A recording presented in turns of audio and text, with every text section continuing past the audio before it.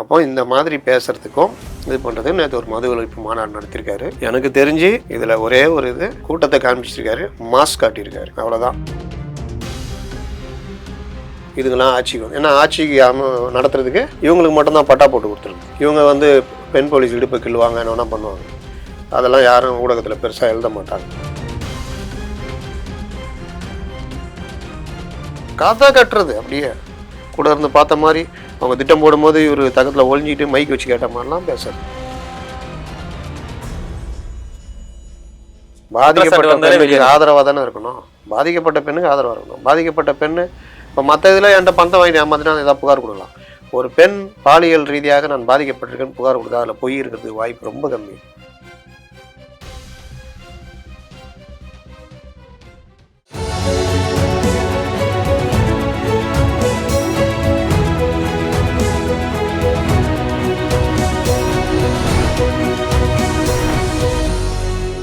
வணக்கம் சார். வணக்கம். உலகமே மிகுந்த பதட்டத்தில் இருக்குது. அதாவது 3ஆம் உலகப் போர் ஏற்பட வாய்ப்புகள் அதிகமாக தென்படுற மாதிரி இப்போ காட்சிகள் வெளிவந்திருக்கு. ஏன்னா இஸ்ரேல் ஈரான் போர் அந்த அளவுக்கு உலக மக்களை வந்து பதற்றத்தில் தள்ளியிருக்கு. என்ன நடக்குது, என்ன மாதிரி சூழ்நிலை, அதனால் அந்த போர் நடப்பதால் மக்களுக்கு என்ன ஒரு பாதிப்பு, அதாவது உலக மக்களுக்கு சொல்கிறேன். அதாவது உலக அளவில் அந்த எண்ணெய் வளன்றது ரொம்ப முக்கியம். அமெரிக்கா ஆதரவு ஒரு தளம் வேணுன்றதுக்கு உருவாக்கப்பட்ட ஒரு நாடு தான் இஸ்ரேல். இஸ்ரேல் வந்து ஒரு 1940க்கு முன்னாடிலாம் ஒரு நாடே கிடையாது. அது வந்து உருவாக்கப்பட்டு வந்தது.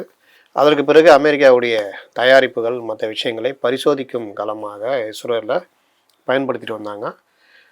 இஸ்ரேலை தடை செய்து வச்சிருந்த காலமெல்லாம் உண்டு, இந்தியா உட்பட. ஆல் கண்ட்ரிஸ் எக்ஸப்ட் சவுத் ஆப்பிரிக்கான்னு போட்ட மாதிரி இஸ்ரேலுக்கும் நம்ம வந்து அனுமதிக்க மாட்டோம். காலப்போக்கில் அதெல்லாம் மாறுச்சு. வலதுசாரி அரசுகள்லாம் வந்த பிறகு இஸ்ரேல் மீது பார்க்கிற பார்வை சாஃப்ட் பார்வையாக மாறியது. இன்றும் அந்த சைடில் இருக்க லெபனான், சிரியா மற்ற நாடுகளுக்கு பெரிய அச்சுறுத்தலாக இருக்கிறது இஸ்ரேல். அவங்க பண்ணுற விஷயங்கள் ஏதாவது ஒரு நடந்ததுன்னா அதுக்கு பாதிக்கப்பட்டவங்க திருப்பி தாக்கும்போது அவங்கள பற்றி டிஃபேம் பண்ணுறதும், அமெரிக்கா, பிரிட்டன் மாதிரி நாடுகள் அவங்க தானே மீடியா வச்சுருக்காங்க, அவங்க எல்லாருமே இந்த நாடுகளுக்கு எதிராக ஒரு இதை கொண்டு வரதும் அது வந்து வழக்கமாக ஒவ்வொரு காலகட்டத்திலையும் பார்த்துருக்கோம்.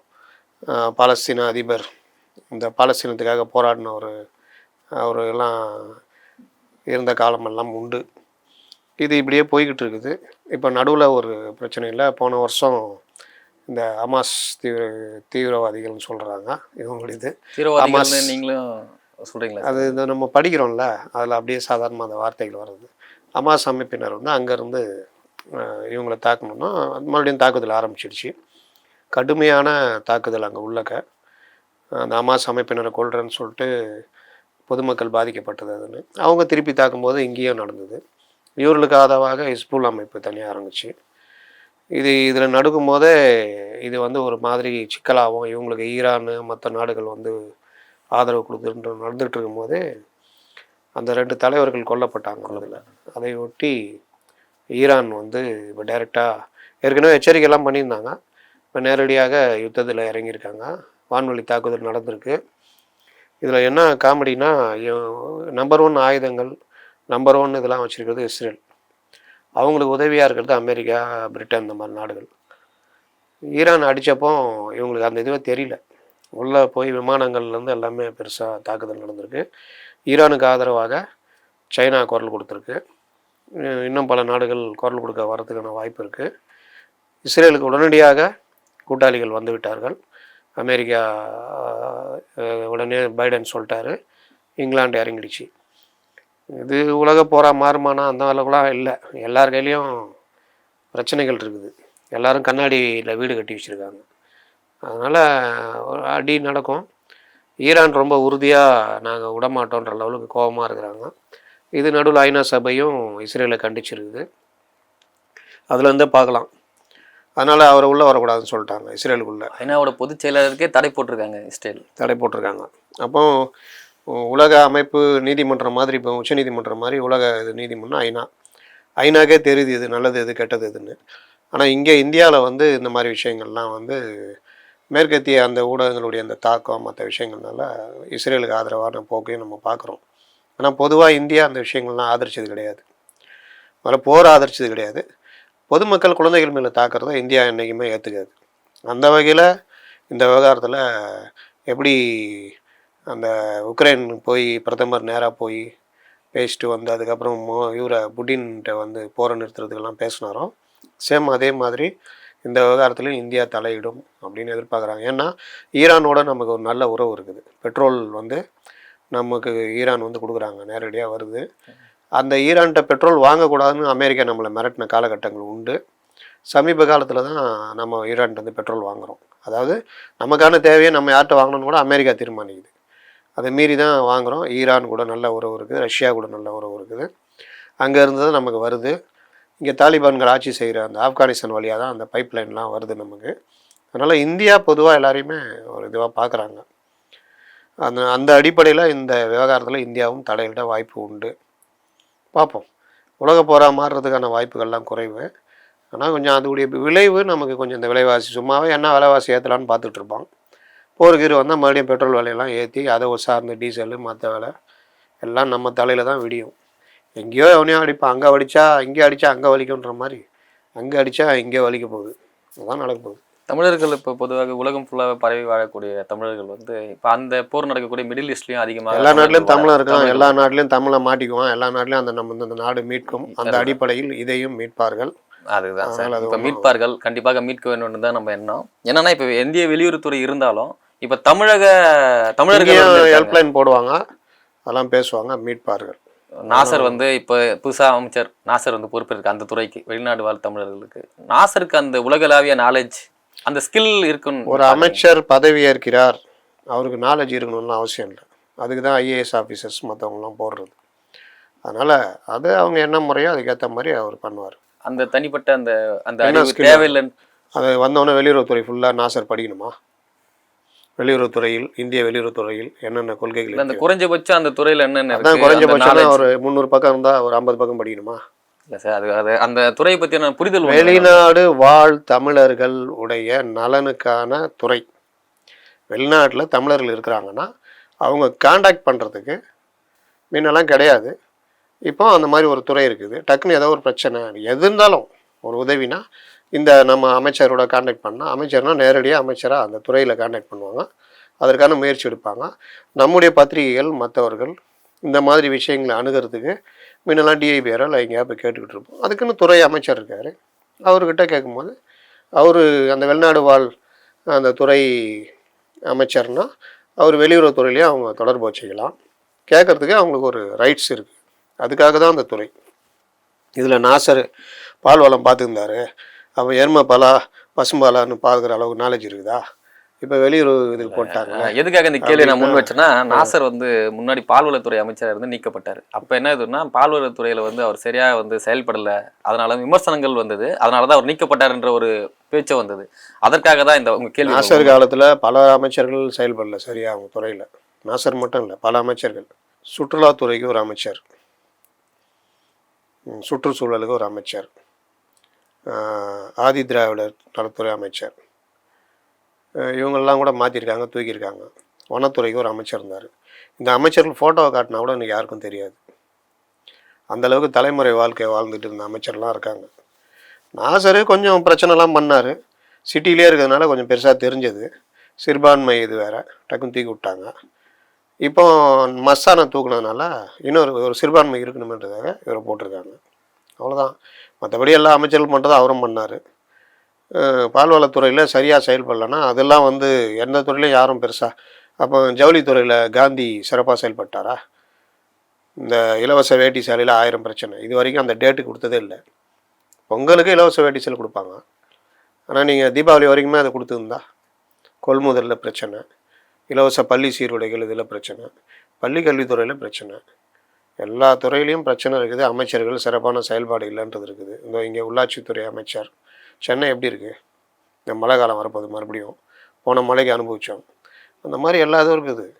இதில் சில இதில் வந்து செல்வாக்கு இல்லாமல் இருப்பாங்க, மாற்றிடுவாங்க, போடுவாங்க. அப்போ மஸ்தானு இடத்துல வேற ஒரு செல்வாக்குள்ள அமைச்சராக இருந்தால் அப்படியே இருந்திருப்பாரு. விசிகா வந்து மது ஒழிப்பு மாநாடு நடத்திருக்காங்க. மாநாடு எந்த அளவுக்கு தமிழகத்தில் ஒரு தாக்கத்தை ஏற்படுத்திருக்கு? அதாவது விடுதலை சிறுத்தைகள் அந்த மது ஒழிப்பு மாநாடு நடத்துனது மூலிமா பெரிய அளவில் ஒரு தாக்கம் இருக்கும். மது ஒழிப்பு சம்பந்தமான ஒரு அனைத்து கட்சி சேர்ந்து ஒரு இது இருக்கும் தீர்மானங்கள் அப்படின்லாம் பார்த்தா அதையெல்லாம் தாண்டி தன்னுடைய செல்வாக்கை காண்பித்துள்ளார் அப்படின்னு தான் சொல்லலாம். என்னென்னா பெரிய அளவில் லட்சக்கணக்கில் பெண்கள் தொண்டர்கள் எல்லாரையுமே திரட்டியிருக்காரு. அதை அவருடைய ஸ்ட்ரென்த்தை காமிச்சிருக்காருன்னு சொல்லலாம். ஆனால் அந்த மாநாட்டில் அவர் பேசின விஷயங்கள் இதெல்லாம் பார்க்கும் பொழுது இதுக்கு அவர் மது ஒழிப்பு மாநாடு நடத்தாமே இருக்கலாமே அப்படின்ற அளவுக்கு தான் பேசியிருக்காரு. ஏன் சொல்கிறேன்னா 2 விஷயம் நடந்திருக்குது. ஒன்று, திமுக இந்த விவகாரத்தில் மாட்டிட்டு முடிச்சிருந்தாங்க. டாஸ்மாக் விவகாரத்தில் என்ன பண்ணுறது, என்ன பேசுறது, 500 கடைகள்லாம் மூடுன்னு சொன்னோம், அதெல்லாம் பண்ணலையே, இவர் வேறு புதுசாக கிளப்புறாரு அப்படின்னு. இவரே கேள்வி கேட்டு இவரே பதில் சொல்லிட்டாரு. இந்தியா முழுவதும் மதுவிலக்கு கொண்டு வந்தால் தான் தமிழகத்துலேயும் கொண்டு வர முடியும். ஜாலியாக அடிச்சு அவங்களுக்கு. இன்றைக்கி சட்ட அமைச்சர் கூட்டணி ஒருவேளை திரும்ப அவர்கள் கூட்டணி விட்டு விலக நேரிட்டால் அதை சமாளிக்கிறது பட்டியலின மக்களை வாக்குகளை நம்ம வாங்குறதுக்காக தான் கோவிசெழியன் உள்ளிட்டவர் வந்து அமைச்சராக போட்டிருக்காங்கன்ற ஒரு பேச்சும் வருதுங்களா சார்? அந்த ஒரு இந்த ஜாதி அடிப்படையில் அமைச்சர்கள் கொடுக்கறது இதெல்லாம் வந்து அந்த லோக்கலில் இருக்கிற வாக்குகளில் பெறுறதுக்கு தான் யூஸ் ஆகுமே தவிர, இவர் கொடுத்துட்டாங்க, மசான் கொடுத்துட்டாங்க, மறுபடியும் நாசர் கொடுத்துட்டாங்கன்னு இஸ்லாமிய மக்களோ இல்லாட்டி கோவிச்செழியன் கொடுத்துருக்காங்கன்னு தலித் மக்களோ அந்த மாதிரிலாம் யாரும் வாக்களிக்க மாட்டாங்க. வாக்கு அளிக்கிறதுக்கு வாக்குகளை பெறத்துக்கு பல்வேறு வகைகள் இருக்குது. ஃபஸ்ட்டு ஆட்சி, மக்களுடைய தாக்கம், கூட்டணி ரொம்ப முக்கியம். 3வது விட்டமின் சி ரொம்ப முக்கியம்.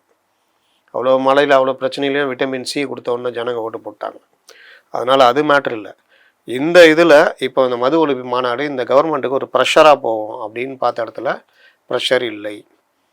இன்றைக்கி ரகுபதி பேட்டி கொடுக்குறாரு. இந்தியா முழுவதும் மது கடைகளை மூடினா நாங்களும் மூடுறதுக்கு தயார் அப்படின்றாரு. அவனை நிறுத்த சொல்லு, நான் நிறுத்துறேன்னு இந்த நாயகன் படத்தில் ஒரு வசனம் வரும். அந்த மாதிரி ஒரு இது இருக்குது. அப்போ அது ஒன்று. 2வது என்ன பண்ணுறாரு, அந்த மாநாட்டில் பேசும்போது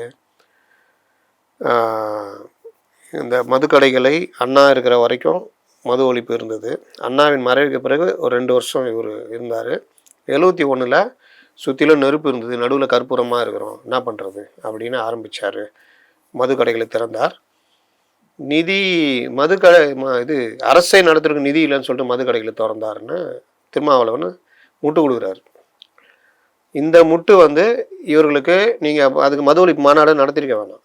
மது ஒழிப்பு நடத்தி ஏன் கலைஞர் திறந்தார், துட்டு இல்லாதனால தான் திறந்தார், அரசை நடத்துறதுக்கு மது வியாபாரம் பண்ணால் தான் முடியும் அப்படின்னு கலைஞர் சொன்னார்ன்றதை இவரே எடுத்து கொடுக்கும்போது இன்றைக்கி இவங்க சொல்கிறது கரெக்டாக இருக்குமே. வருஷத்துக்கு 50,000 கோடி ரூபா வருது, அதனால தான் நாங்கள் நடத்துகிறோன்றதுக்கு இவரே அதிமுக அட்டாக் பண்ணி பேசியிருக்காங்க சார். அது போகிற போகாது வந்து என்ன சொல்கிறாரு, அதிமுக கொண்டு வந்துச்சு, அதோடைய நீட்சி தான் இன்றைக்கி ஸ்டாலின் பண்ணுறாரு.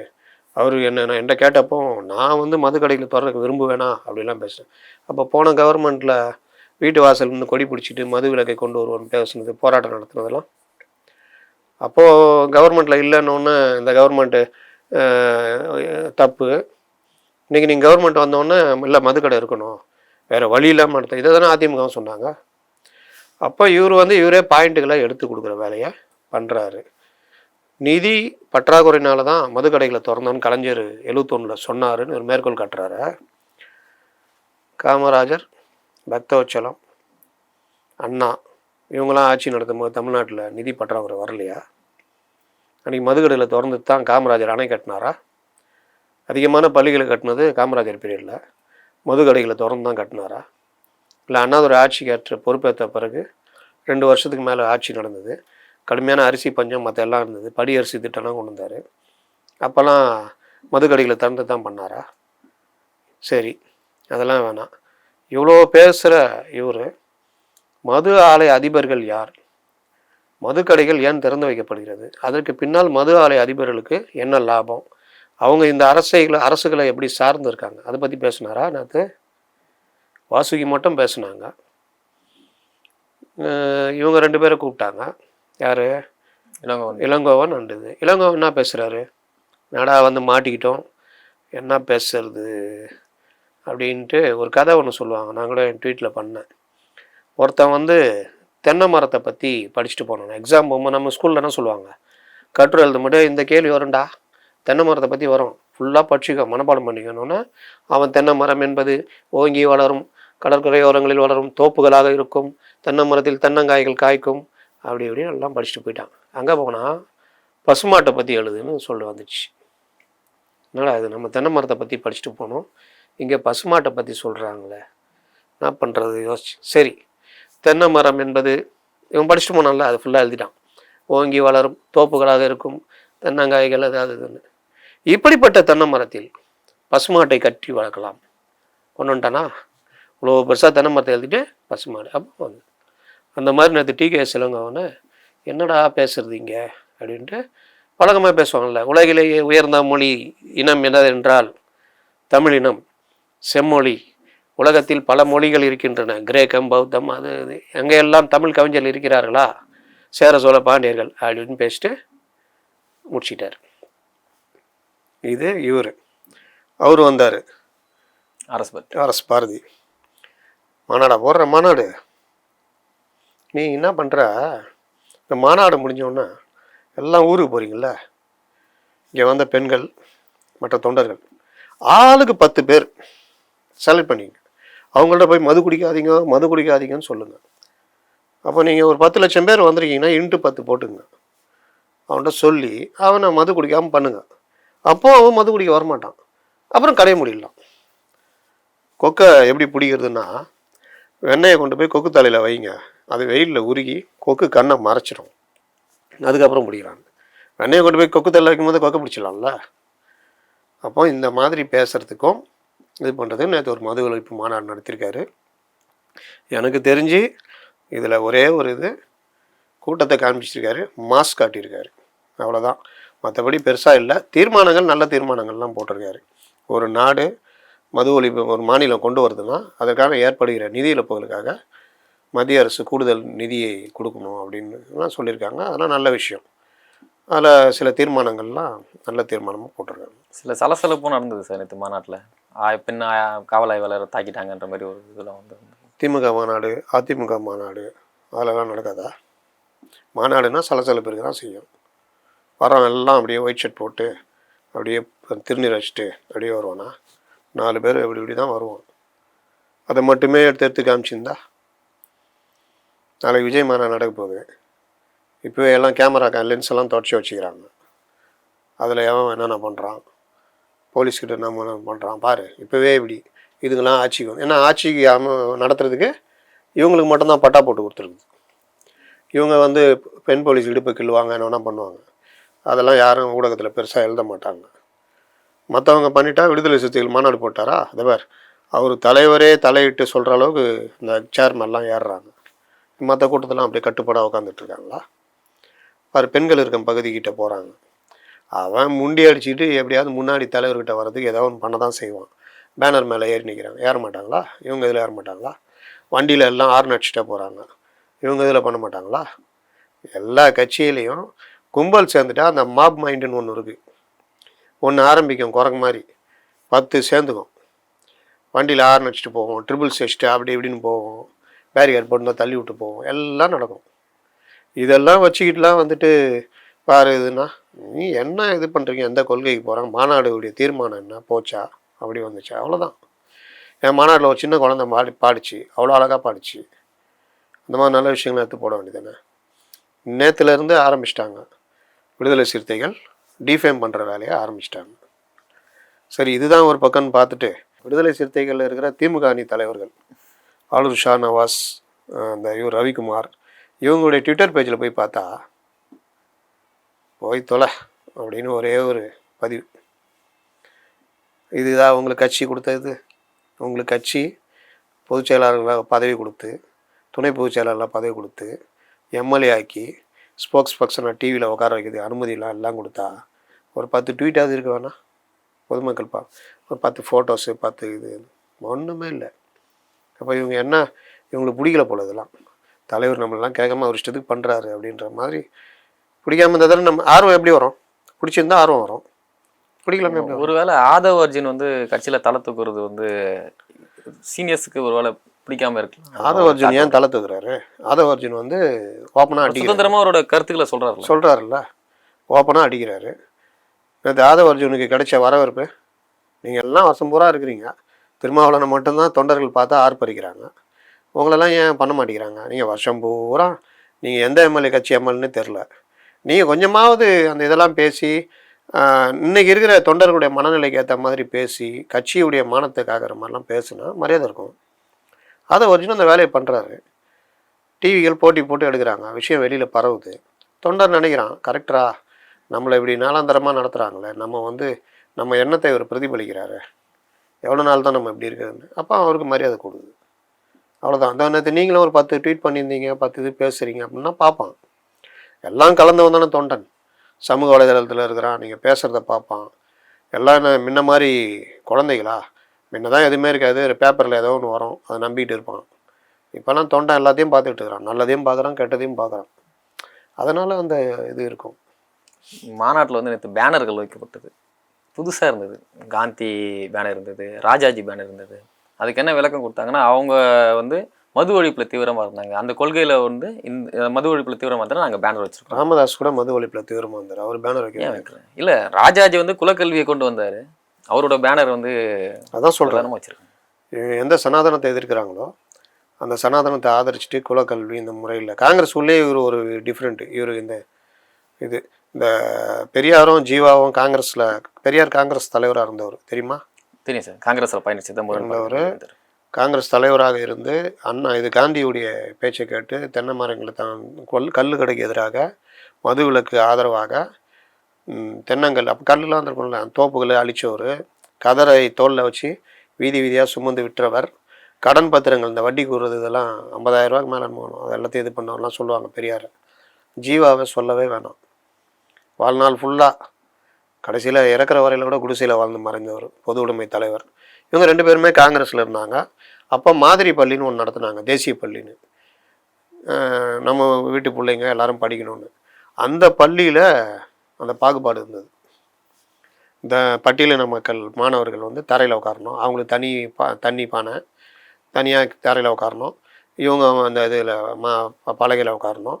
இந்த மாதிரி வேறுபாடு பார்க்கும்போது மனசு நொந்து போய், என்னையா இது, வாவேசு ஐயர் தான் அதுக்கு பொறுப்பு, இந்த மாதிரி பண்ணுறீங்களே, நம்மளே இந்த மாதிரி பண்ணால் எப்படி, நம்ம எல்லாரும் வெள்ளையனை எடுத்து போராடுறோன்னா இங்கே இது அதை விட மோசமாக இருக்க அப்படின்னு காந்திக்கு கடிதம் எழுதும்போது காந்தி அதை பெருசாக கண்டுக்கல.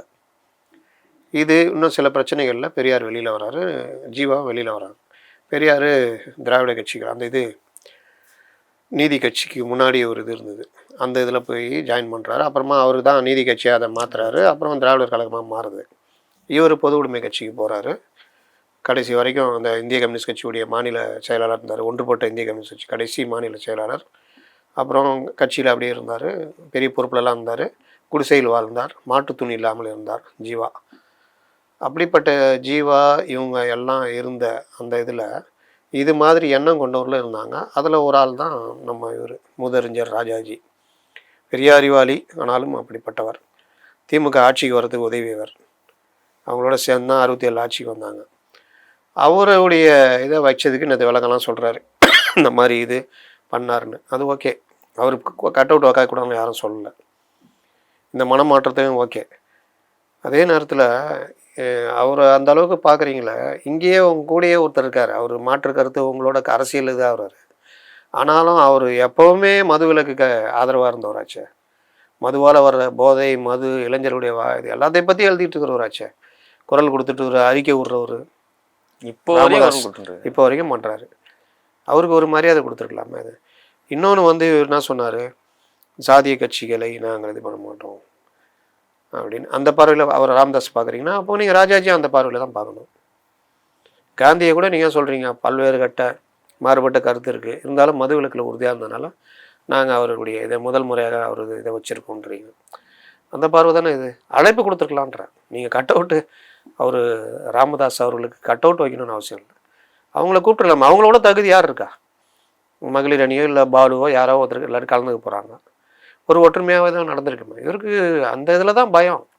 என்ன சொல்கிறாரு, திரும்ப விடுத்திருந்தா பாமக கலந்துருக்குமா மாநாட்டில்? அது அப்புறம் கதை. நீங்கள் அழைப்பு விடுத்துருக்கணும்ல. கலந்துக்கிறாங்க, அழைப்பு விட்டா இவருக்கு பெருந்தன்மை, கலந்துக்கலன்னா அவங்களுக்கு தானே அது பிரச்சனை. இவர் அவங்கள கூட விட்டுருங்க. இங்கே ஏடிஎம்கே சரி ஏடிஎம்கே வேணாம், விஜய் கட்சி கூப்பிடலாம்ல. தம்பிக்கு வாழ்த்துலாம் சொன்னீங்க, தைரியமாக வாழ்த்து சொன்னீங்களே, இளவல் கூப்பிடலாம்ல, என்ன பிரச்சனை? சீமானை கூப்பிட்றது என்ன பிரச்சனை? அவர் மது விலக்குக்கு எதிரானவரா அவர்? அப்போ கேட்டால் நீங்கள் மடைமாற்றி விட்டீர்கள்னு பத்திரிகையாளர் மேலே போடுறாரு. பத்திரிகையாளர் வேலை அதுதான். உள் விவகாரங்களை எடுத்து எழுதுவாங்க, சில பேர் தப்பாக எழுதுவாங்க, சில பேர் கரெக்டான அந்த பொசிஷன் பார்த்து எடுத்து பேசுவாங்க, பண்ணுவாங்க. என்ன வேணால் பண்ணிட்டோம், நீங்கள் உங்கள் இதில் உறுதியாக இருக்க வேண்டியதுதானே. நீங்கள் கூப்பிட்றதுல என்ன பிரச்சனை? யார் கோச்சிக்குவாங்கன்றதானே பிரச்சனை. மற்ற கட்சியெல்லாம் மகளிர் அணி வருவாங்களாம், இங்கே மட்டும் 2 ஆண்கள் வந்து உட்காருவாங்களாம். அதுவும் பார்த்தா அது 2 பேருமே ஒருத்தர் இவங்க வேலை விட்டு போயிட்டாரு. என்ன மதுக்கடை மூடணும், அது என்ன மது கொள்கை என்ன பண்ணணுன்றது அதை விட்டார். நீங்கள் எல்லாம் வீட்டுக்கு போனோன்னா ஆளுக்கு 10 பேரை குடிக்க வேணாம்னு சொல்லுங்கள், அதுக்கான பிரச்சாரத்தில் ஈடுபடுங்க, அந்த பிரச்சாரத்து மூலிமா அவங்கள குடிக்காமல் பண்ணி கடையை மூடிடலாம் அப்படின்னு இவர் தமிழை பற்றி பேசிட்டு போயிட்டார். இதுதான் பிரச்சனை. ஒரே ஒரு ஆள், நான் மற்ற இவங்கள கவனிக்கலை, வாசுகியுடைய பேச்சு டாப் கிளாஸ் வச்சு செஞ்சு விட்டாங்க. மதுவால் வர தீமைகள், மதுவால் வர இது என்னென்ன பண்ணணும், தமிழ்நாடு கவர்மெண்ட் என்ன பண்ணணும், படிப்படியாக கடைகளை குறைக்கணும், அந்த நேரத்தை இன்னும் குறைக்கணும், நீங்கள் என்னென்ன பண்ணணும், இது எல்லாம் பேசிட்டாங்க. மது ஊற்றுக்கண்ணாக இருக்கிற மது ஆலைகளுடைய தயாரிப்பு இதை வரைமுறைப்படுத்தணும்.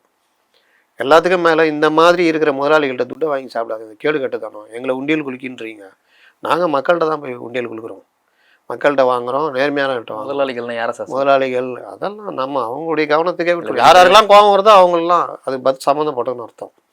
அதனால் மதுவான வர்ற அந்த ஆலை முதலாளிகள்கிட்ட அந்த காசை வாங்கி தின்றேன்னு ரொம்ப கேவலமாக அந்த வார்த்தைகள்லாம் போட்டாங்க. அந்த வேலையெல்லாம் செய்கிறதெல்லாம் நிறுத்தணும் அப்படின்னா ஓப்பனாக அடித்து நிறுத்திட்டாங்க. இல்லை இன்னொன்று சொன்னாங்க, எங்கள் கட்சியில் நாங்கள் வந்து ஒரு சங்கல்பம் எடுத்திருக்கோம், எப்போவுமே அது உண்டு, மது போதைக்கு எதிராக மார்க்சிஸ்ட் கம்யூனிஸ்ட் கட்சியில் இருக்கக்கூடாது, வட்டி கூடக்கூடாது, லாட்ரி வியாபாரம் பண்ணக்கூடாது, பெண் விவகாரங்களில் சம்மந்தப்படக்கூடாது, பாலியல் வழக்குகள் இந்த மாதிரி எதுவுமே இருக்கக்கூடாது, லஞ்சம் வாங்கிறது, கட்சியை காட்டி கொடுக்கறது, பெண் விவகாரம், இது 3னா எந்த வித இதுவும் கிடையாது, எக்ஸ்பல் உடனே வெளியில் அனுப்பிச்சிடுவாங்க. மற்ற இதுக்கு கூப்பிட்டு எச்சரிக்கிறது, கண்டிக்கிறது, பகிரங்கமாக கண்டிப்பது, கதை சர்க்குலர் போட்டு எல்லாம் கமிட்டிக்கும். இப்போ இவர் வந்து இந்த மாதிரிலாம் நடந்திருக்காரு, இவரை கட்சி கண்டிச்சது அப்படின்ற மாதிரி சர்க்குலர் போடுறது, இந்த மாதிரிலாம் பண்ணுவாங்க. 2 மாதம் சஸ்பெண்ட் பண்ணுறது மாதிரி. ஆனால் இந்த 3 விவகாரத்துக்கு மட்டும் உடனடியாக நாங்கள் பண்ணுவோம். அதை நேற்று அவங்க மேலையில் பேசுனாங்க, நல்ல விஷயம். ஆனால் இல்லையே அப்படி, இப்போ இல்லையே. ஹேமா கமிட்டி அறிக்கை வந்தது, முகேஷ் அவங்க கட்சி எம்எல்ஏ, நடிகர் எம்எல்ஏ, அவர் மேலே 376 போட்டிருக்குது. அரெஸ்ட்டு பண்ணி அவங்க கவர்மெண்ட்டு தானே, 376லாம் அரெஸ்ட்டுக்கு ரிமாண்டு தான், ஆனால் ஸ்டேஷன் ஜாமீனில் விட்றாங்க. அவர் நீக்க வேண்டியதானே, கட்சி விட்டு எம்எல்ஏ பதவி பிடுங்க வேண்டியதானே. ஏமா கமிட்டியில் வந்து அங்கே புகார் சொன்னாங்க பார்த்தீங்களா, வாக்குமூலம் கொடுத்தவங்க அதை வழக்காக பதிவு பண்ணுறதுக்கு எதிர்ப்பு வேணாம் போதும் அப்படின்ற மாதிரி சொல்கிறாங்கன்னு ஒரு தகவல் வந்திருக்கு. சற்று முன் கிடைத்த தகவல். சற்று முன்னு கிட்ட முன்னெலாம் கிடையாது, அவங்க எல்லாருமே இது பண்ணி அது பெருசாக வெடித்து கோர்ட்டு தலையிட்டுச்சு. என்ன வச்சு பஜனை பாடுறீங்க, 4 வருஷம் முன்னே வச்சு இந்த ஊரை போட்டுருந்தீங்களா, கொண்டு வா எல்லாத்தையும் அப்படின்ட்டு. நீ என்ன பண்ணியிருக்க, நான் வந்து ஸ்பெஷல் இன்வெஸ்டிகேஷன் டீம் போட்டிருக்கோம், அவங்கள கூப்பிடு, இது ஒரு நீதிபதியை போட்டு இந்த இது எல்லாத்தையும் வழக்கை விசாரிங்க அப்படின்ட்டு. யார் யார் மேலே புகார் வருதோ உடனே வழக்கு பதிவு பண்ணு, நடவடிக்கை எடு, எங்களுக்கு அறிக்கை கொடுன்னுலாம் சொல்லிட்டாங்க அங்கே ஹைகோர்ட்டு. இந்த எந்த பஜனையும் பாட முடியாது. என்னென்னா இதுதான், இந்த மாதிரி வச்சுக்கிட்டு எம்எல்ஏவாக இருப்பார் அப்படின்னு. அதுக்கு என்ன பதில் சொல்கிறாங்க தெரியுமா, உங்கள் கட்சியில் செய்யலையா, உங்கள் கட்சி செய்யலாம், இங்கே நடக்கிற மாதிரி தான் அங்கேயும். இதை மார்க்சிஸ்டுகள் செய்கிறது தான் ஒரு ரொம்ப வருத்தப்பட வேண்டிய விஷயமா இருக்குது. இந்த மாதிரி பெண், அதாவது மற்ற விஷயங்கள் ஏதாவது ஊழல்கள்ன்றாங்க கூட ஏதாவது சரி, யாராவது பொய் குற்றச்சாட்டுன்னு சொல்லலாம். சம்மந்தப்பட்ட பெண்ணே புகார் கொடுத்து அது உறுதியாகி அவர் மேலே 376 வழக்கு பதிவு பண்ணியாச்சு, ரேப் கேஸில் வழக்கு பதிவு பண்ணியாச்சு. அப்புறம் கட்சி குற்றம் நிரூபிக்கப்பட்டதா, நீ அப்படியா கட்சி திட்டத்தை எழுதியிருக்க? பாதிக்கப்பட்ட பெண்ணுக்கு ஆதரவாக தானே இருக்கணும், பாதிக்கப்பட்ட பெண்ணுக்கு ஆதரவாக இருக்கணும். பாதிக்கப்பட்ட பெண்ணு இப்போ மற்ற இதில் என்கிட்ட பணத்தை வாங்கி ஏமாத்தினா ஏதாவது புகார் கொடுக்கலாம். ஒரு பெண் பாலியல் ரீதியாக நான் பாதிக்கப்பட்டிருக்கேன்னு புகார் கொடுத்தா அதில் பொய் இருக்கிறதுக்கு வாய்ப்பு ரொம்ப கம்மி. அப்படி புகார் கொடுத்து வழக்கு புகாரில் முகாந்திரதுனால வழக்கும் பதிவு பண்ண பிறகு நீ வழக்கு முடிச்சுட்டு வா, உன்னை கட்சியில் சேர்த்துக்கிறேன்னு சொல்லு, அப்படி தான் பண்ணியிருந்தீங்க. அதனால் அவங்க அந்த இதெல்லாம் மாறி போயிடுச்சு, வேறு லெவலில் போயிட்டாங்க. ஆம்ஸ்ட்ராங் அவர்கள் கொலை வழக்கில் வந்து 3 மாதத்துக்குள்ளே வந்து குற்றப்பத்திரிக்கை தாக்கல் பண்ணணும். அதாவது எல்லா கேஸ்லையும் போய் 3 மாதத்தில் வந்து குற்றப்பத்திரிக்கை தாக்கல் பண்ணணும். மிக விரைவில் அதுக்குள்ளே வந்து இப்போது எழும்பூர் கோர்ட்டில் வந்து சென்னை காவல்துறை வந்து குற்றப்பத்திரிக்கை தாக்கல் பண்ணியிருக்காங்க. 5000 பக்கத்துக்கு மேலே. அந்த வழக்கை வேகமாக முடிச்சது சென்னை காவல்துறைன்னு சொல்லிட்டு காவல்துறைக்கு சப்போர்ட்டாக பரவாயில்ல பார்த்தீங்களா, எவ்வளோ வேகமாக முடிச்சிருக்காங்க, வழக்கை முடிச்சிருக்காங்க, எவ்வளோ 30 பேர்கிட்ட அரெஸ்ட் 28 பேர்கிட்ட அரெஸ்ட் பண்ணியிருக்காங்க, 2 பேர் தான் இப்போ அப்ஸ்கானில் இருக்காங்க அப்படின்ற மாதிரி. இந்த வழக்கு போன விதத்தை கொஞ்சம் சுருக்கமா. அந்த வழக்கு நடந்த பிறகு முதல்ல வந்து சும்மா வழக்கம் போல் ஒரு 4-5 பேர் அரெஸ்ட் பண்ணிட்டு அப்போ இருந்த கமிஷனர் அவர் ஒரு வியாக்கியானம் சொன்னார். இந்த மாதிரிலாம் நடந்தது. அதுக்கப்புறம் அது அரசியல் படுகொலை, அதுக்கு பின்னணியில் பல விஷயங்கள் இருக்குதுன்னு ரொம்ப எல்லாருமே பேச ஆரம்பித்து அது ஒரு பெரிய பிரச்சனையாக மாறணுன்னு தான் கொஞ்சம் விழிச்சிக்கிட்டு விசாரணை வளையத்தெல்லாம் பெருசு பண்ணி அரெஸ்ட்லாம் பண்ணாங்க, ஒரு என்கவுண்டரும் பண்ணாங்க. இதில் நீங்கள் கீழமை நீதிமன்றத்தில் விசாரணை நீதிமன்றத்தில் குற்றப்பத்திரிக்கை தாக்கல் பண்ணியிருக்காங்க, அங்கே தான் பண்ணுவாங்க, ஹைகோர்ட்லலாம் பண்ண மாட்டாங்க. எந்த விசாரணை நீதிமன்றமோ அங்கே தான் குற்றப்பத்திரிக்கை தாக்கல் பண்ணுவாங்க. 60 நாளைக்குள்ளே பண்ணணும், 7 வருஷத்துக்கு மேலேனா 90 நாளைக்குள்ளே பண்ணணுன்றது குற்றப்பத்திரிக்கை தாக்கல் பண்ணியிருக்காங்க. இதில் குறிப்பிட பண்ண வேண்டிய விஷயம் என்னென்னா, கொஞ்சம் பேர் திடீர்னு கிளப்பிக்கிட்டு செல்வ பெருந்தகைக்கு இதில் தொடர்பு இருக்குது, காங்கிரஸ் தலைவர் செல்வ பெருந்தகை இதுக்கு தொடர்பு இருக்குதுன்னு கிளம்புனாங்க. சரி, எவனோ ஒருத்தன் செல்வ பெருந்தகையை பிடிக்காதவன் இந்த மாதிரி பண்ணுறாங்க, ரைட்டு, ஓகே. பத்திரிகையாளர்கள் ரொம்ப பேர் செல்வ பெருந்தகைக்கு தொடர்பு இருக்குதுன்னு பேச ஆரம்பித்தாங்க. ஒரு விஷயத்தில், அதுவும் பெரிய கொலை சம்பந்தம், ஒரு பெரிய தலைவரை கொலை பண்ண ஒரு விஷயம், அதில் இவருக்கு தொடர்பு இருக்குது அப்படின்ற மாதிரிலாம் நீங்கள் போலீஸ் விசாரணையில் எதுலையாவது வரணும், போலீஸ் தான் சொல்லணும். அப்படி சொல்லி இவர் மேலே வழக்கு போகிறதுக்கு முகாந்திரம் இருக்குது, இவர் இதில் சம்மந்தப்பட்ட மாதிரி சொன்னால் நீங்கள் பேசலாம் பத்திரிகையாளர்கள். இனிமேல் கூட வந்து பார்த்த மாதிரி அவங்க திட்டம் போடும்போது உட்காந்த மாதிரி ஒரு பெரிய கட்சியுடைய தலைவர் இஷ்டத்துக்கு பேசுனாங்க. இப்போ சார்ஜ் ஷீட் ஃபைல் பண்ணிட்டாங்களா, A1 நாகேந்திரன், A2 சம்பவ செந்தில் எல்லாம் போட்டாங்களா. இப்போ அவங்க சொன்னவங்களாம் எங்கே போக போகிறாங்க, என்ன பண்ண போகிறாங்க? புரியுதா சொல்கிறது? எந்த ஒரு விஷயமும் பத்திரிகையாளர்கள் இப்போ இந்த மாதிரி ஆயிடுச்சு. இப்போ கேமரா ஒரு மைக் இருந்தால் போதும், எதில் உட்காரவர் ஏதாவது கேட்டால் ஏதாவது ஒன்று பேசிட்டு போயிடலாம். நான் பார்த்தேன், எவ்வளோ நான் பார்த்தேன், இது அவர் அப்படி இவர் இப்படின்னு. அப்புறமா அவங்க நோட்டீஸ் அனுப்பிச்சாங்கன்னா நிறைய ஆளும் சேர்ந்து நோட்டீஸை வாங்கிட்டு உக்காந்துக்க வேண்டியதான்.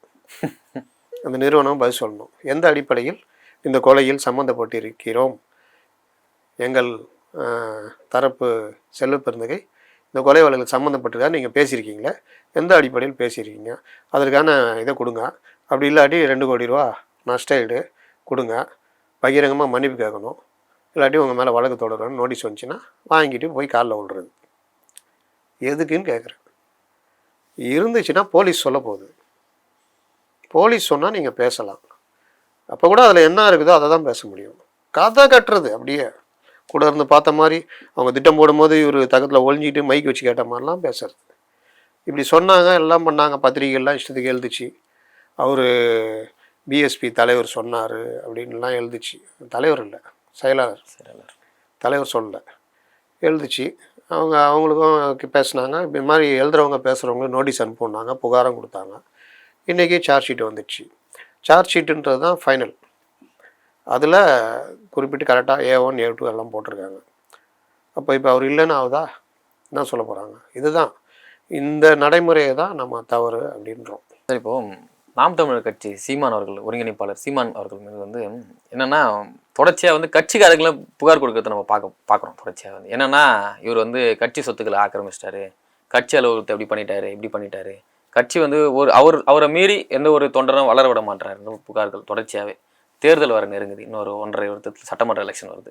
இது அந்த கட்சிக்கு இவ்வளோ ஒரு பின்னடைவாக இருக்கும். அதாவது தேமுதிக தலைவர் விஜயகாந்த் அவர் கட்சி ஆரம்பித்து வந்த பொழுது அவர் கட்சியில் இருக்கிற ஆட்கள் நிர்வாகிகள்லாம் யாருன்னா, இப்போ இந்த விஜய் ஆரம்பிக்கிறாரு, அவர் கட்சியில் நிர்வாகிகள்லாம் யார், ரசிகர்களாக இருந்து தொண்டர்களாக மாறினவங்க, அதாவது பிரமிப்பாக பார்க்குறவங்க, தலைவர்னவங்க கூட கட்சியில் நிர்வாகியாக மாற்றி அவங்கள நாளைக்கு கட்சி வரும்போது அவங்கள எம்எல்ஏ நிற்க வைப்பாங்க. அந்த மாதிரி தான் விஜயகாந்த் சைக்கிள் கடை வச்சுருந்த நல்ல தம்பி, கூடவே இருந்த பார்த்த சாரதி, இந்த மாதிரி நண்பர், 40 ஆண்டு கால நண்பர்னு ஒருத்தர், அவர் சுந்தரராஜன், இந்த மாதிரி பலரையும் வந்து சின்ன பேசுங்க. உங்கள் ஏரியாவில் கூட CH சேகர், கும்மிடி பூண்டி, சின்ன இளைஞர், என் நண்பர் தான் அவர் புது ஆட்கள், எல்லா இளைஞர்கள். இப்போ இதில் அதிமுகவில் வழக்கறிஞர் பிரிவு குமரவேல், இளம் வழக்கறிஞர், அப்போ வந்து அவர் அப்போ தான் ப்ராக்டிஸ் பண்ண ஆரம்பிச்சிருப்பான்னு நினைக்கிறேன். இவங்க எல்லாருமே விஜயகாந்த் கொண்டு வந்தார். 41 பேர் நின்னாங்க, 29 பேர் ஜெயித்தாங்க. சின்ன பிரச்சனை ஏடிஎம் கூட, ஏடிஎம்க்கு சேர்க்கும் போதே பிரச்சனை தான். அவங்களுக்கு இவங்களை கூட்டணி இவங்கள ஒரு மாதிரி தான் பார்த்தாங்க. இவர் போய் இவங்களோட கூட்டணின்ற மாதிரி. அப்புறம் அந்த சட்டசபையில் அது எதிரொலிச்சது, கூட்டணி உடஞ்சது. அப்புறம் என்ன பண்ணாங்க, இவர் கூட இருந்தவங்க தான், இவரை பெருசாக பார்க்குறவங்க தான். தமிழழகன்னு ஏதோ ஒருத்தர் விஜயகாந்த் மாதிரியே இருப்பார் அவரும். அப்புறம் விஜயகாந்துடைய நெருங்கிய நண்பர் இந்த நடிகர் அருண் பாண்டியன், அவருக்கு படம்லாம் கூட விஜயகாந்த் நடித்து கொடுத்தாரு. இவங்கெல்லாம் கூட போய் ஜெயலலிதாவை நாங்கள் பார்க்குறோம் கேட்டால் தொகுதிக்காக பார்த்தாங்க. தொகுதிக்கு பார்க்கணுன்னா முதலமைச்சரை பார்ப்பாங்க, எந்த ஊரில் நடக்கும்? இவ்வளோ நாளாக இல்லாமல் கட்சியை உடைச்சாங்க, கிட்டத்தட்ட செதறிச்சு கட்சி. அவங்க பாதி உடைச்சாங்கன்னா மீதியை திமுக உடைச்சாங்க. சந்திரகுமார், எஸ்ஆர் பார்த்திபன், இந்த மாதிரி ஒரு 4-5 பேர் கூட்டணிக்கு வரலன்னொன்னா அவங்க கோச்சிக்குன்னு இவங்க திமுக வந்துட்டாங்க. வெளியில் வந்து இவங்க ஒரு கட்சி ஆரம்பிக்கிறாங்க. அந்த கட்சி இவங்க எல்லாம் உதவி பண்ணி 3 சீட்டு வேறு கொடுக்குறாங்க 2016 கலைஞர் 3 சீட்டு. இது தான் அந்த கட்சி. பெரிய கட்சிகள் இந்த மாதிரி சின்ன கட்சிகளை வளர விடாமல் பண்ணுவாங்க. யாரெல்லாம் கேள்வி கேட்குறாங்களோ, யார் மக்கள்னா இந்த வேலைலாம் நடக்கும். அந்த வேலை தான் சீமானுக்கு நடக்குது. சீமான் மற்ற எல்லாரையும் விட இப்போ அண்ணாமலை கேட்குறாரு பண்ணுறாருன்னா அவர் தேசிய கட்சி. அண்ணாமலையை பார்த்தாங்க ஒரு கட்டத்துக்கு மேலே, அண்ணாமலையை வேறு மாதிரி கரெக்ட் பண்ணிட்டாங்க. நீ எங்களை லைட்டாக அடி, ஏடிஎம்கே போட்டு அடி அப்படின்னா ஏடிஎம்கே அடிக்க ஆரம்பித்தார். அது ஒரு மாதிரி போயிடுச்சு. ஆனால் வெளியில் பார்க்குறதுக்கு அவருக்கு ஒரு நல்ல கிரேஸ் இருக்குது. சீமானு போட்டு எல்லாரையும் சாத்துறாரு. குறிப்பாக ஆளுங்கட்சி இதை ஒவ்வொரு இதையும் சாத்துன்னு சாத்துறாரு. இதோ இன்னைக்கு கூட அவர் கேட்குறாரு, கடையை அகில இந்திய லெவலில் 3 அதுன்னு நீ தானே திறந்த, மூட வேண்டியதானே, என்ன பிரச்சனை? 2வது அந்த நீட்டுக்கு எல்லா மாநிலமும் நீட்டை ஏற்றுக்கிட்டுமோ, நீ மட்டும் தனியாக நிற்கிறல்ல, எதிர்க்கிறல்ல, அந்த மாதிரி மூடு. எல்லா மாநிலத்தையும் வந்தால் தான் சொல்கிறியா இப்போ? அப்போ இந்த மாதிரி விஷயம் கேட்குறாரு, பண்ணுறாரு. 8% வாக்கு இந்த சின்னம் மாதிரியே நின்று வராரு. அப்போ அந்த கட்சிக்குள்ளே பிரச்சனை பண்ணோம். ஏன்னா அடுத்து சட்டமன்ற தேர்தல்ன்றதப்போ பெரிய சீமான் வாங்குகிற ஒவ்வொரு எலெக்ஷன் நான் சர்வே எடுத்து பார்த்தா ஒரு எலெக்ஷன் 2000-3000 தொகுதியில் வாங்கினது அடுத்த தேர்தல் வரும்போது 4000 மாறிடுது. அடுத்த தேர்தல் 8000 மாறுது. அப்போ 234 தொகுதின்னு அவர் ஆள் நிறுத்துவார்.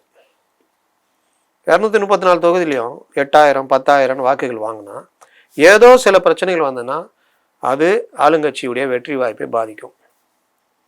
எதிர்கட்சியும் பாதிக்கும், ஏடிஎம்கேயும் பாதிக்கும், யார் வேணாலும் பாதிக்கும். ஆனால் பாதிப்புக்கு இவங்க ஒரு காரணமாக இருப்பாங்க. அப்போ இந்த மாதிரி கட்சிகள் வளரலாமா அப்படின்னு பார்ப்பாங்க. இன்னொன்று தொடர்ந்து பேசிக்கிட்டே இருக்காரு ஆளுங்கட்சிக்கு எதிராக இந்த மாதிரி. அப்போது அந்த கட்சிக்குள்ளே என்னென்ன பிரச்சனை இருக்குது? 1. 2வது டிஃபேம் பண்ணுற வேலையை பண்ணுவாங்க. ஒன்றுக்குமே லாய்க்கு இல்லாத ஆள் வளருவார், கட்சிக்காரங்கிட்ட சண்டை போடுவார், பத்திரிக்காரன் இந்த மாதிரி. இது எம்ஜிஆருக்கும் பண்ணாங்க, ஜெயலலிதாவுக்கும் பண்ணாங்க, விஜயகாந்துக்கும் பண்ணாங்க. விஜயகாந்துக்கு ரொம்ப மோசமாக பண்ணாங்க. அவருடைய உடல்நல பாதிக்கப்பட்டப்போ கடைசி காலத்தில் அவர் பண்ணதெல்லாம் வச்சுக்கிட்டு ஒரு காமெடியாக அதை எடுத்து போட்டு இந்த வேலையெல்லாம் பண்ணாங்க. சீமானுக்கு அந்த வேலையை பண்ணுறாங்க. சீமான் கட்சிக்குள்ளே அவர் யார்கிட்டயோ பேசுகிறார். இப்போ இந்த நிறுவனருக்கு உங்கள் முதலாளி இருக்கார், ஏதோ ஒரு பிரச்சனையில் தப்பு பண்ணிட்டீங்க, இப்போ நான் அந்த வீடியோ எடுத்து பேசிட்டு போகிறேன், அதை இவர் சேவ் பண்ணாமல் இல்லை ஒரு கார்டை கொடுத்த இடத்துல சேவ் பண்ணாமல் விட்டாங்கன்னா நான் கூப்பிட்டு கேட்குறேன், டைரெக்டாக உங்கள் எம்டிக்கிட்டே பேசுகிறேன், என்னங்க இது இந்த மாதிரி அலட்சியமாக இருக்குன்னா கூப்பிட்டு திட்ட மாட்டாரா? அதில் ஒவ்வொருத்தரும் ஒரு பாணி இருக்கும். என்னடா முட்டாள்தனமாக பண்ணிக்கிட்டு இருக்கு திட்டினா அந்த ஆடியோ எடுத்து இந்த மாதிரி திட்டுறாரு, இவங்க கம்பெனிக்குள்ளே பிரச்சனைன்னு சொல்லுவாங்களா? எல்லா கட்சியிலும் எல்லா தலைவர்களும் எல்லா அடுத்த கட்ட தலைவர்களும் திட்ட தான் செய்வோம். இவர் திட்டுற வீடியோ எடுத்து பாரு காளியம்மாளுக்கும் இவருக்கும் பிரச்சனை, 2ஆம் கட்ட தலைவருக்கும் பிரச்சனை, யாரையும் மதிக்கிறது இல்லை, சொகுசு காரில் வர்றார், வீட்டுக்கு வாடகை 2.5 லட்சம், பையன் இன்டர்நேஷ்னல் ஸ்கூலில் படிக்கிறான். இது எல்லாம் போட்டு பெருசாக ஆக்குறாங்க சமூக வலைதளங்கள்லாம். Right, okay. உங்கள் வீட்டு பிள்ளைங்களாம் எங்கே படிக்குது? கவர்மெண்ட் ஸ்கூல்லையா? கவர்மெண்ட் எய்டட் ஸ்கூல்லையா? நீங்களாம் அம்பாசிடர் கார்லையா போகிறீங்க? இல்லை நீங்கள் ஏதாவது சாதாரண வீட்டில் எங்கேயா இருக்கீங்களா? எல்லாரும் அரசியலுக்கு வந்த அப்புறம் வசதியாக தானே இருக்கீங்க. யாராவது கேட்குறாங்களா? நேற்று வரைக்கும் இப்படி இருந்த ஒரு வட்டத்தை எடுத்துக்கங்க, ஏதாவது ஒரு கட்சியில் நேற்று வரைக்கும் பார்த்து சாதாரணமாக பண்ணி ஒரு சொகுசுக்காரு போகாது, அது தோற்றமே மாறி இருக்கும், வீடு பார்த்தா அப்படி இருக்கும் எல்லாம். இந்த கேள்வியை மற்றவங்க வரதில்லை. இதைத்தான் சொல்கிறேன். இந்த மாதிரி டிஃபேம் பண்ணுற வேலை நமக்கு பார்க்கும்போது எப்படி தரணும்? பாரியா சீமானு சொகுசுக்கார் வச்சுக்கிறான்ல, ஃபுல்லாக அமெரிக்கன் இன்டர்நேஷ்னல் ஸ்கூலில் படிக்கிறானாம, வீட்டுக்கு 2.5 லட்ச ரூபா வாடகையாம அப்படின்னா அப்போ யாரும் அந்த மாதிரி இல்லையா? வீட்லேயே நீச்சல் குளம் கட்டிட்டு இல்லையா? பெரிய பெரிய இந்த என்ன சொல்கிறது, இந்த இது இருக்குமே தூதரக பில்டிங் பார்த்துருக்கீங்களா? அந்த மாதிரி அளவுக்குலாம் வீடு இருக்குல்ல. கார் நம்பர் 1 கார் யார் வச்சுருக்கா? 8 கோடி 10 கோடிக்கெல்லாம் கார் இல்லையா? அதனால் இது அது எப்படின்னா நாங்கள் அப்படி தான் இருப்போம். ஏன்னா நாங்கள் அதுக்காக படைக்கப்பட்டவர்கள். நீ இருக்கக்கூடாது.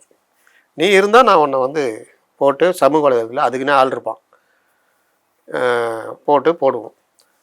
அதை பார்க்குறவன் பாடுறா இவர் சொகுசு வாழ்க்கை வாழ்கிறாரு, காரில் போகிறாரு அப்படின்னு. ஏன்னா இவங்களாம் நடந்து போகிறாங்க, சைக்கிளில் போகிறாங்க. அதனால் இந்த இதெல்லாம் நடக்கும். அந்த கட்சிக்கு அந்த நடக்கும். இந்த சீமானு மட்டும் இல்லை, இன்றைக்கி விடுதலை சிறுத்தைகளையும் இன்றைக்கி ஆரம்பிச்சிருக்காங்க. நீங்கள் கூட கேட்டிங்களே, சார் குடிச்சிட்டு போகிறான், அங்கே பாட்டில் உட்காந்துட்டு இருக்கிறான். 1,00,000 பேர் வரும்போது பண்ண தான் செய்யும். இப்போ விடுதலை திருமாவளவன் அறிவிச்சிட்டாரா?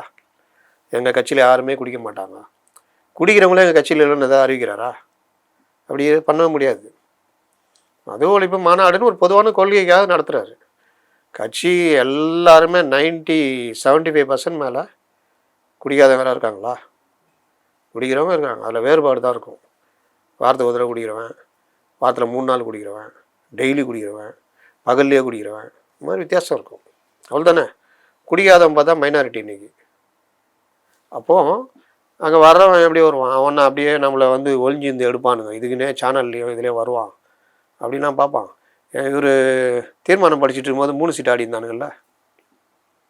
கஷ்டப்பட்டு படிச்சுட்டு இருக்காரு தீர்மானம். யார்? திமுகவில் உதயநிதி படிச்சுட்டு இருக்காரு. உங்கள் இளைஞரணி மாநாடு தான். சேரை ரவுண்டாக போட்டுக்கின்னு சீட்டில் ஆடிந்தாங்களா? அதனால் இதெல்லாம் வந்து இது கிடையாது. வர்றதில் பல கதை இருக்கும், அகாதோகா பார்ட்டிலாம் இருக்கும். அதுதான் மாநாடுன்னு தெரியாதீங்க. மாநாடு எந்த நோக்கத்துக்கு நடந்தது, அதில் இருக்க நல்ல விஷயங்கள் பாருங்கள். இது வந்து எப்போதுமே இதுதான். நாளைக்கு விஜய்க்கும் நடக்கும். அதனால் இப்போ சீமானுக்கு இது நடக்குது. இன்றைக்கி விடுதலை சிறுத்தைகளையும் ஆரம்பிச்சிட்டாங்க. அவர் இது பண்ணாங்க, அவருக்கு அடங்கலை, அது இதுன்னு நாளையிலேருந்து அப்படியே போவோம். ராஜாஜிக்கு ஏன் கட் அவுட் வைத்தீர்கள்னு ஆரம்பிச்சிருக்காரு ஒருத்தர். இப்போ இப்படிலாம் போவோம். இது எல்லாமே நடக்கும். ஓகே சார், நன்றி. பாதகம் செய்பவரை கண்டால் நாம் பயங்கொள்ளலாகாது பாப்பா, மோதி மிதித்து விடு பாப்பா, அவர் முகத்தில் உமிழ்ந்து விடு பாப்பா. அண்மை செய்திகளை உடனுக்குடன் தெரிந்து கொள்ள இணைந்திருங்கள் இயம்நாடு தொலைக்காட்சியுடன்.